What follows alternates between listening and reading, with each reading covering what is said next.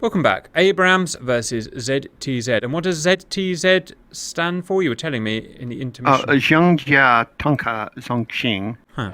which of course means tank in Chinese. There you go.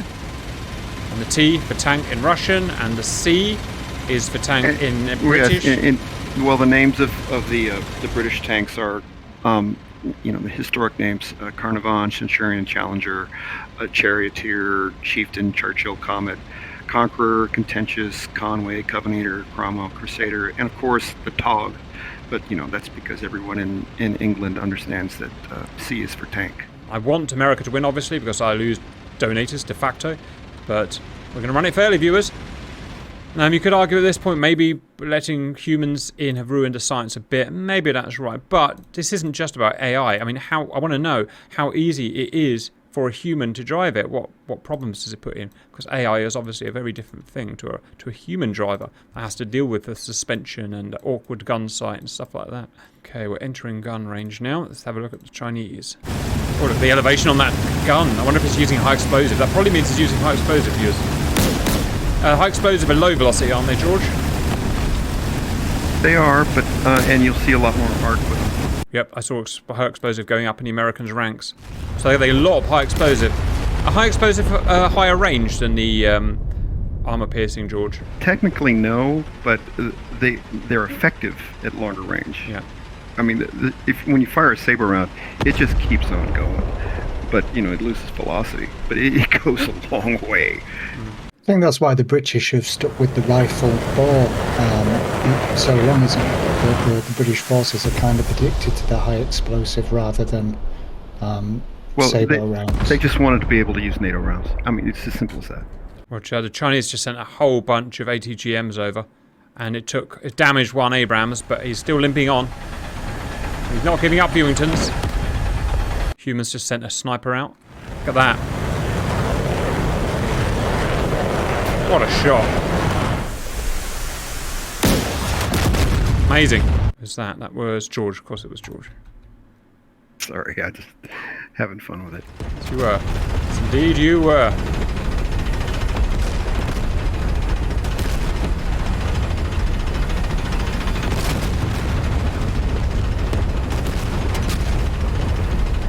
Why are the speeds so much lower, viewers? I think it's because they're on rough terrain, and obviously rough terrain, they can't go as fast.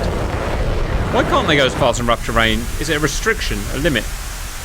That you can't damage the suspension? No, that's just a game thing. They decided at certain types of terrain they were only going to let them go this fast, and that was it. It's not really true. With all the extra horsepower, the big limitation is the slope, not the terrain. Roger.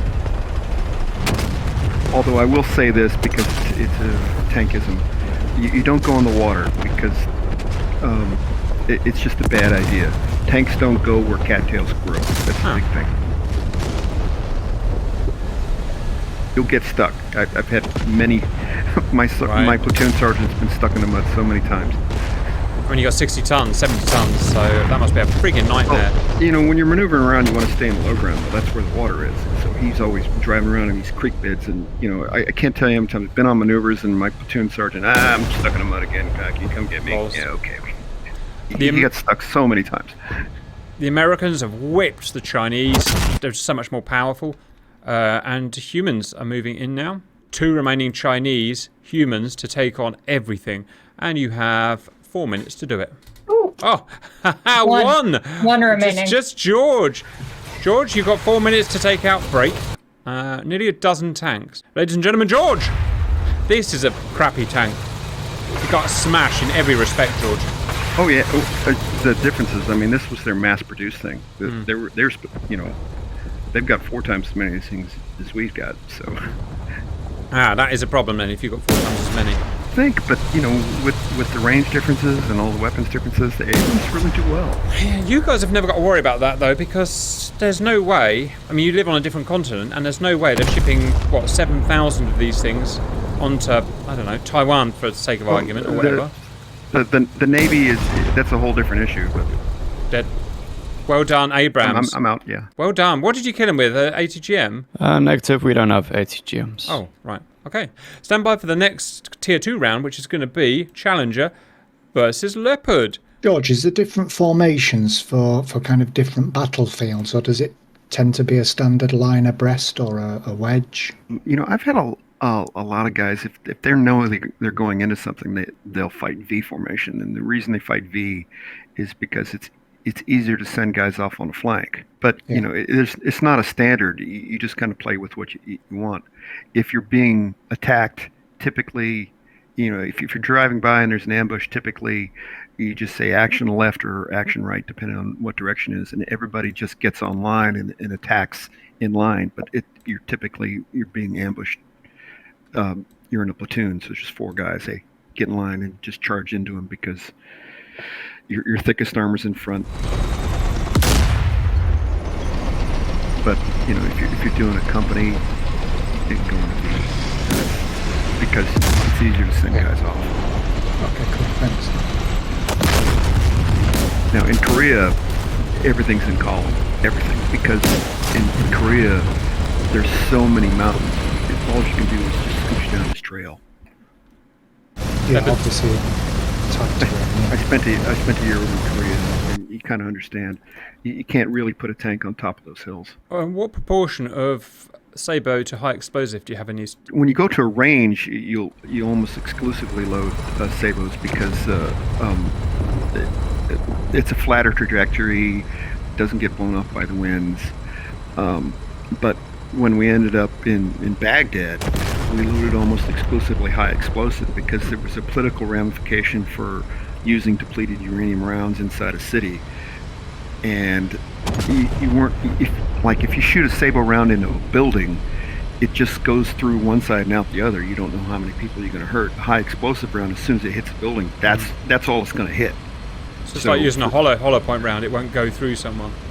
Well, it's just, for our tactics, when we were going up against people or buildings, we were using high explosive and machine guns because the Sabo was just too much. We didn't have a proper target for a Sabo round.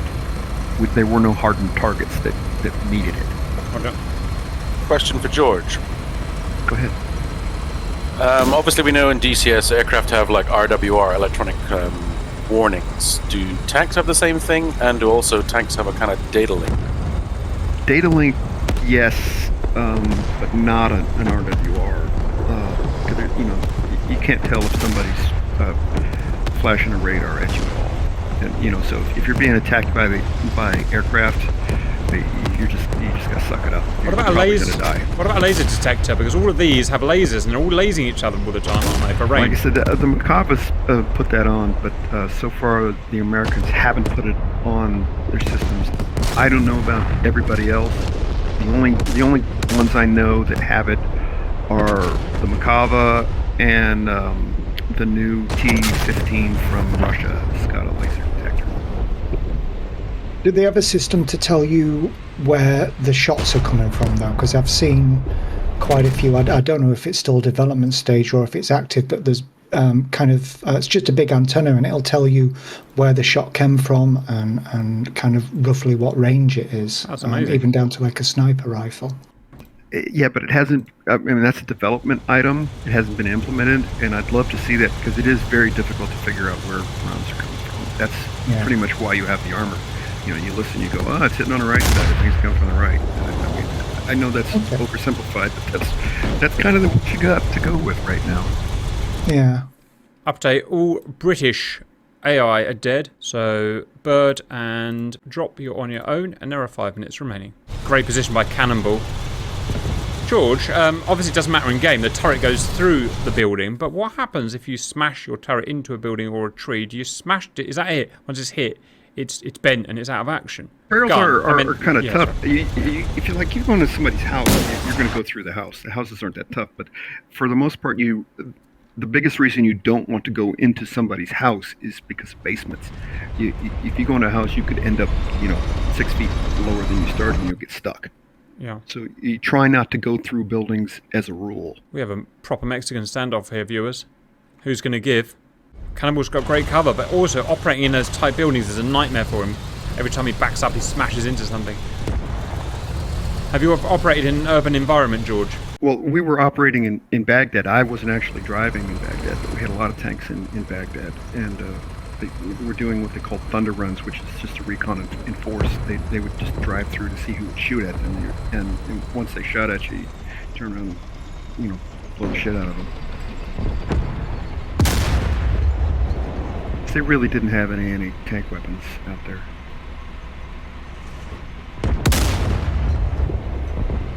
What's going on, Bird? Why isn't that working? You turned your head tracker off. Bird, you're shooting up in the air really high for some reason. Don't get me wrong, it's a bird problem, but still high. That viewers, Bird's broken his Ranger. Still high. Still high. What in the world? Are you using the target lock or the laser? I was trying to use both. Broken his tank. The target lock went away about 6 updates ago, maybe 6 months. It just stopped working, and they haven't got around to fix it. I've put in a couple of tickets, but the target lock in the tanks is way too high. I did damage one Leopard, but we're done. Yeah, never mind. All British dead there, and there was a malfunction in one of the Charlies, so I don't know, but it is what it is, guys. Annoyingly, Leopards win that one. Welcome back. Second tier, it is the Americans versus the Ukrainians. Boys, I had the camera off there, but you were talking about giveaways of the location of your tank. Pooh said you could see the aerials of tanks, was that right? Well, Yes, I could. The antennas for sure are a giveaway, and that's a real thing. The dust for sure. The game models that real well. There are books that tell you, hey, if you're trying to not be seen, try to stay on a road. But if you're on a road, that's where they put the mines. So you got to weigh the difference. So I don't see the dust trails in DCS anymore. Is that just a me thing, or is that true for everybody? I see it. I'm staring at I it. see him. As I'm behind drop, and I should be able to see plenty of dirt. What are you trying to say about my hygiene there, Bud? You have bad hygiene. I'm saying you're dirty, although I can't see it. I think it's these ATGMs that are going to win, guys. They're so good when used properly. Right, but the game gives the American tanks an extra 1,000 meters of range. So, Really? Why? Yeah. They just do. I'm not sure why. It shouldn't be any different than a Leopard because it's the exact same gun, the exact Controversial. same ammunition. But the game gives the American tanks an extra 1,000 meters. Huh. Ladies and gentlemen, you For heard it here. the armor-piercing rounds, not for the other ones. They want to increase their donations, obviously, from Americans. Just like I do. Might be true. Right, here we go. In gun range now. Things about to get jazzy, viewers. Does anybody know what's happening with the BAE system that they developed for the Polish PL01 tank? It was kind of infrared camouflage, and it was covered in tiles that could basically change the tank's heat signature to match its ambient surrounding, and it pretty much disappeared on IR trackers. But I'm guessing it's just too expensive. The big thing, though, you can do that, but you just can't hide the engines. The engines are just too freaking hot. Okay. You're right, because that's putting out a big plume, isn't it? The engine's putting out a plume of hot air. Especially the jet engines. If you've ever seen a tank, an M1 tank from the front, it's pretty cool. And then, the moment they give it some gas, it's a big jet engine throwing, heat plume out the back. You're like, oh, there it is. And that heat plume goes up. You can see it for miles. So how good is the heat shield then in the back for you guys inside, and how good's the air conditioning? The air conditioning is focused on the electronics, not the crew. So yeah, it doesn't work all that well, but it does keep the electronics moving.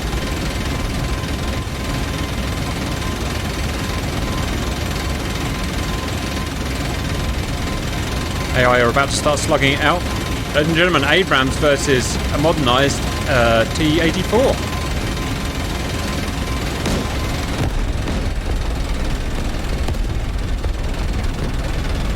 Abrams down. God, it just went up in fire. Loads of them went up in fire. What is going on with these Abramses?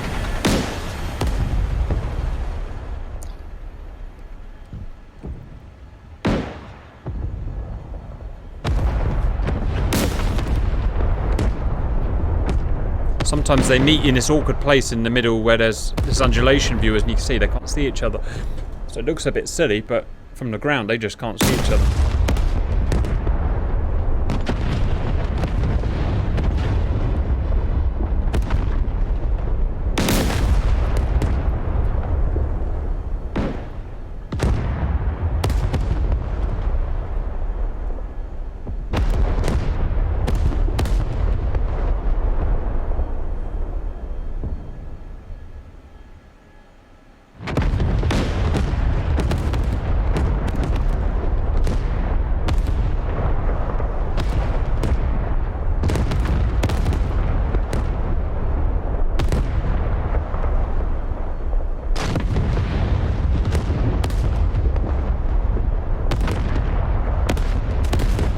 AI have finished. Supreme victory for America. That means there are just two Ukrainians left. Poor old Cortana. 2 Ukrainians left. Let's see how they survive. You have break under 5 minutes to fight it out. We have Poosh and Cannonball.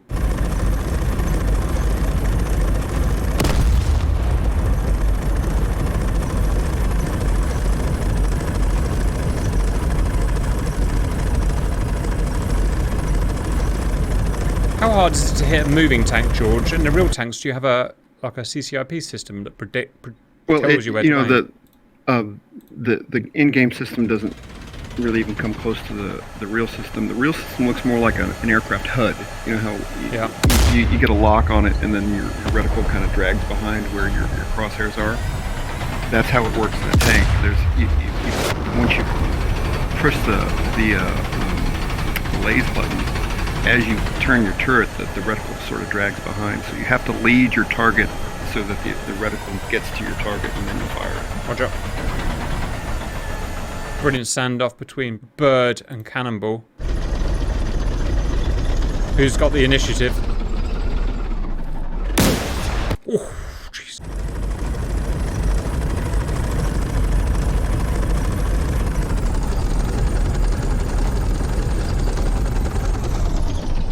One Ukrainian remaining. Whoa. Oh, and you just smashed an American. Oh, Cannonball. You've got to take 8 Americans, and they are very interested in you right now. Here comes Drop and Cortana. No, George. Nope, track IR out. I think this is definitely the kind of attention Cannonball does not want. Ideally not. He does have a chance to be an internet hero, and internet hero points are best points, I heard.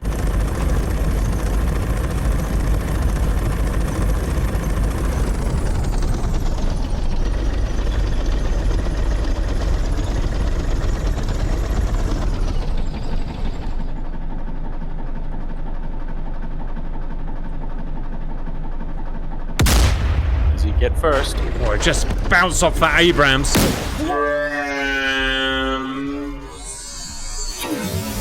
Whoa! I saw a saber go through my friggin' camera lens. Oi! Triangulated. Oh, look, someone snuck up beside him. Well done, you lot. All right, it's time for the final. In that case, that's gone quick. So it's going to be America versus Germany. Ooh. Final. America and their Abrams versus Germany and their Leopard. These are just proving to be easily the toughest tanks. Now, there's an older document, the difference between tactical mobility and strategic mobility. Tactical mobility is the ability to move yourself around the battlefield, and tanks have a lot of tactical mobility. Strategic mobility is the ability to, have somebody else move you. So, troops have great strategic mobility, but not very good tactical mobility. Tanks, on the other hand, terrible strategic mobility because it is hard to move them.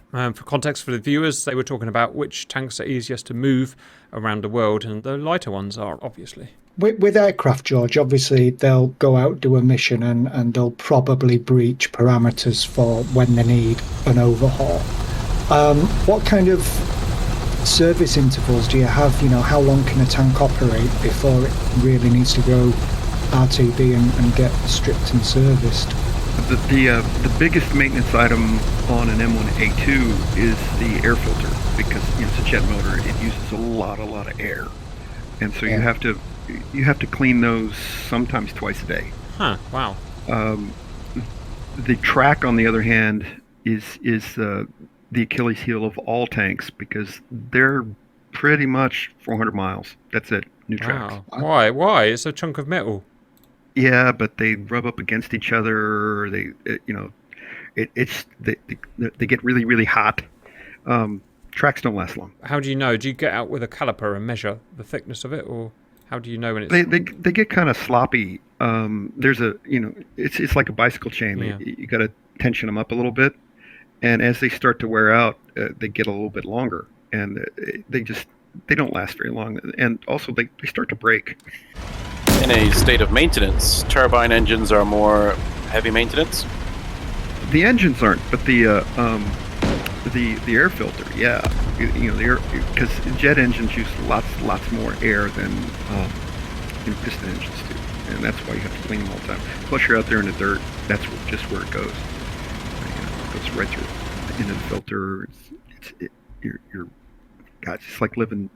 You might as well be buried in sand because it just takes so much to clean those air filters all the time. A lot of times, it's pretty much every time you fuel up, you got to clean the air filter somewhere. Wow. How big a fuel tank does it have? There are 4 fuel tanks on an Abrams, left front, right front, and 2 in the back. And you want to use, make sure to use the right front tank the last, because that's the one that goes to the heater. And if you're really cold and that one runs out of fuel, you're going to stay cold. I suppose there's no way of learning better than being in the middle of an Arctic exercise, freezing your nuts off, going, I should have used that tank last. Well, there's another thing about tankers that because it's a jet engine. The first time I saw this, I didn't know what was going on, but there were like 10 guys standing behind a tank right there in the exhaust.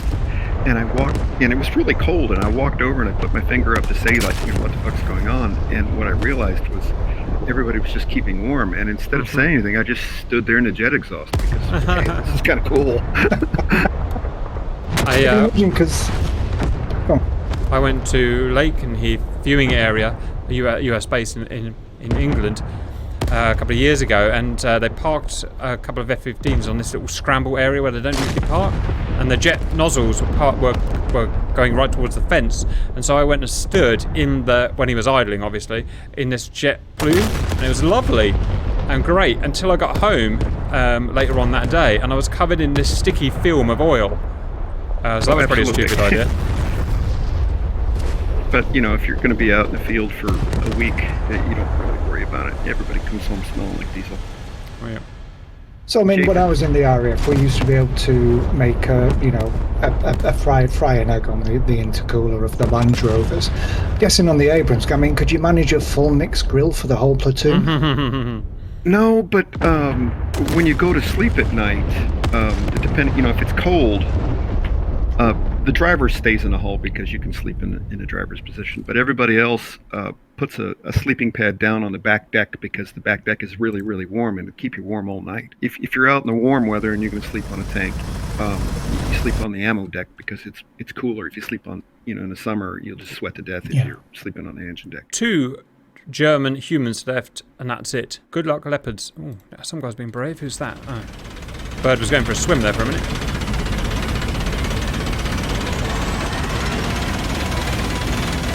Oh, come on. Great battle here, viewers. Look at that hold down position. And I apologize, I'm not fighting that much. I didn't think it'd be fair if I Roger, no, it's concentrating on the fight. everything's pretty much worked out fairly in the end there. And there's some great fights as well. Lovely human fight going on in the north. Poor Bird's getting shot from multiple angles. Oh! Didn't see that one. It was Cortana. It's Cortana that was hold down here, look. Which leaves 1 American human. That's George. You might as well start playing now, George. Versus 2 human leopards. And don't forget, there's basically a whole company of AI Americans sitting in the middle. I kept on flanking to the left there. I was like, which one's going to go into the sea first? Oh, it's me. Here we go, viewers. Keep an eye out for George. Yes, George, best player. I would stay by your own AI. Pretty sure our AI got wiped out, didn't it? Yours did, yeah. And plus, George ain't got time to bleed. Vigilant George. Uh-oh. Uh-oh. Uh-oh. She's standing up to him. She's standing up to him. Ah! Woohoo! Sabo over each of your heads. Final boss battle, Viewingtons. George and Cortana smashing sabos over each other.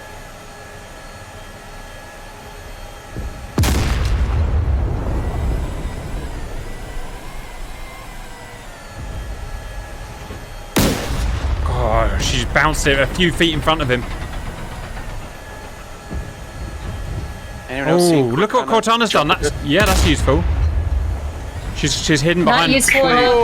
The thing is, and you should know this, and I'm sorry I didn't tell you until after I killed you, but in game, a dead tank provides no cover. It runs right through a dead Poor tank. old Cortana. Well, that's a game experience. Right, it's now Cannonball versus George. Distance between you of 0.8 nautical miles. I suggest do some kind of thing.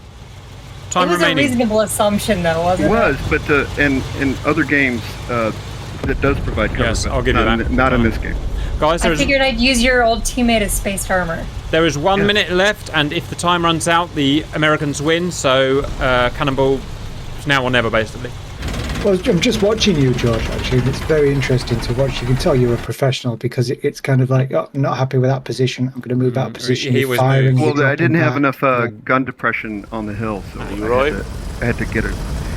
All these tanks have different gun depressions. The Russian tanks don't have as much. So the Challengers have the best gun depression, so you can poke over a hill the best with one of those. Watch out. Technically time's done, but you're so close to killing each other, I'll let it run. I see some aerials. I see some aerials. Look at the size of the aerials on that German tank. That's a you problem, Germany. I believe that's what they call a Mexican standoff, viewers. They can see each other's aerials, but they don't dare move in. In real life, you'd probably use smoke here and start, creating a way in. Hey! Oh no, he's dead. No, he's alive. Wonder if this has ever happened in real life, viewers. But it has. Oh, a thing happened. Server's getting laggy. They've desynced. Oh, they've desynced from each other, viewers. Look. Oh, sorry about that. Well, there you go. Turning into robot wars now. Yeah. Yeah, actually, that was my cover. He came over the top, and the tank company could see him, so they shot him instead of me. Oh, right, yeah. You two are desynced from each other, and you were actually going through each other. Never mind, these things happen. Guys, it was one way or another, it was an American win either. Which is great, because the donations will keep flowing in. Viewers, that's what you wanted. You wanted to see the big tank thing and find out which one was best, and you found it. As modelled in DCS, it's the M1A2 Abrams. George, any comments? You said a little bit about gun depression. All the Soviet and Russian and even the Chinese tanks have very bad gun depression. So if you're using those to poke over a hill, it won't get the gun down as far. All the NATO tanks work better, and the British tank works the best as far as gun depression. So if you're going to do that poke over the hill thing, that's the one to use. That's actually a big So point. the British tank has the most depressed gun barrel ever. Slightly awkward. I really liked the ATGMs on the sort of Soviet-style tanks, but at the same time, against the M1A2s, it just literally didn't matter. It just outranged us. And then eventually the human players who didn't have them really just figured out how to flank us. The flight times on those ATGMs are pretty long, so they're really only useful like outside of ranges that you can use APF SDS. I think that the first place and runner-up are just so closely matched on paper and specs that I think it was just going to be down to who gets optimum angle shots and who gets that shot off first. All right, guys. That's tanks done. Hope you enjoyed that. And bye-bye.